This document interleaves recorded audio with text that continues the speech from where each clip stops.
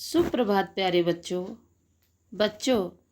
आज हम पढ़ेंगे बेटा व्याकरण से पाठ 2 वर्ण विचार। तो सबसे पहले बेटा हम जानेंगे वर्ण के बारे में कि वर्ण किसे कहते हैं। तो वर्ण वह ध्वनि है जिसके और खंड खंड अर्थात टुकड़े नहीं किए जा सकते वर्ण कहलाती है। जैसे अ, ई, क, ख, र, न इत्यादि। इसे बेटा हम इस तरह से भी कह सकते हैं कि भाषा की सबसे छोटी इकाई वर्ण कहलाती है जिसके और खंड नहीं किए जाते हैं।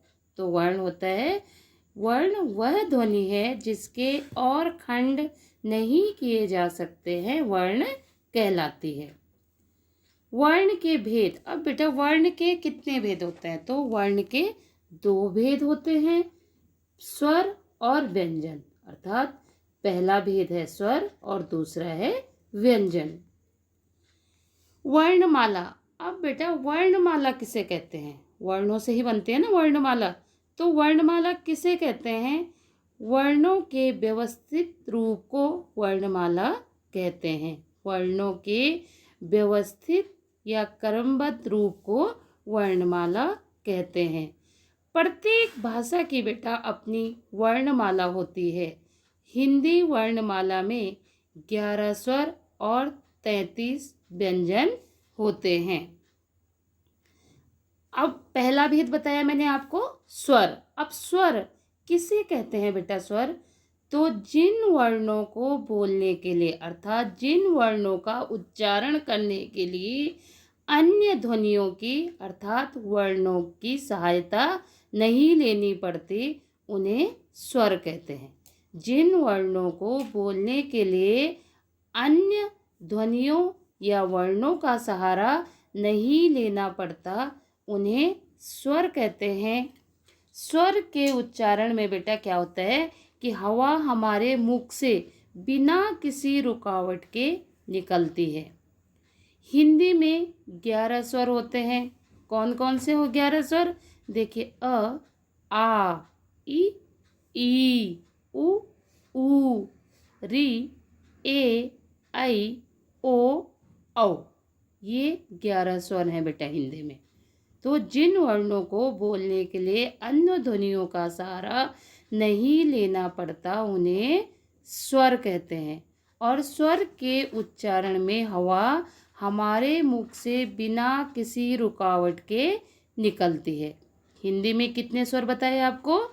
11 स्वर होते हैं। और वो कौन कौन से होते हैं? वो हैं अ, आ, ई, उ, री, ए, ऐ, ओ, औ। अब बेटा स्वर के भेद। अब स्वर के भी हमारे भेद होते हैं। कितने भेद होते हैं स्वर के? तो स्वर के होते हैं जो 3 भेद। उच्चारण में लगने वाले समय के आधार पर स्वरों के 3 भेद होते हैं। ह्रस्व स्वर, दीर्घ स्वर, प्लुत स्वर। अब ह्रस्व स्वर कौन कौन से होते हैं? ह्रस्व स्वर होते हैं बेटा अ, ई, उ और री। 4 होते हैं ये। अब किसे कहते हैं ह्रस्व स्वर? तो ह्रस्व स्वर का अर्थ है लघु अथवा छोटा। जिन स्वरों के उच्चारण में कम समय लगता है उन्हें हम ह्रस्व स्वर कहते हैं। ये कुल कितने बताया? कितने होते हैं? 4 होते हैं। और कौन कौन से होते हैं? अ, ई, उ, री। तो ये होते हैं ह्रस्व स्वर। दूसरा होता है बेटा दीर्घ स्वर। अब दीर्घ का अर्थ क्या होता है? दीर्घ का अर्थ होता है बड़ा। यानी जिन स्वरों के उच्चारण में ह्रस्व स्वरों की अपेक्षा अधिक समय लगता है उन्हें दीर्घ स्वर कहते हैं। ये कुल 7 होते हैं। कौन कौन से? आ, ई, उ, ए, ऐ, ओ, औ। तो दीर्घ स्वर में क्या होता है? दीर्घ स्वर में ह्रस्व स्वर की अपेक्षा दोगुना समय लगता है। तीसरा है बेटा प्लुत स्वर। इनके उच्चारण में सबसे अधिक समय लगता है। यानी ह्रस्व स्वर से 3 गुना ज़्यादा समय लगता है। इसका प्रयोग केवल संस्कृत में किया जाता है, जैसे ओम आदि। तो इन को बेटा आपको पढ़ना है।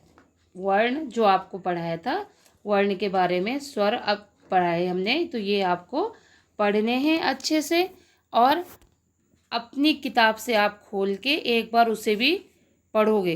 किताब को पढ़ के इसे समझोगे और पढ़ोगे। आपका दिन मंगलमय हो।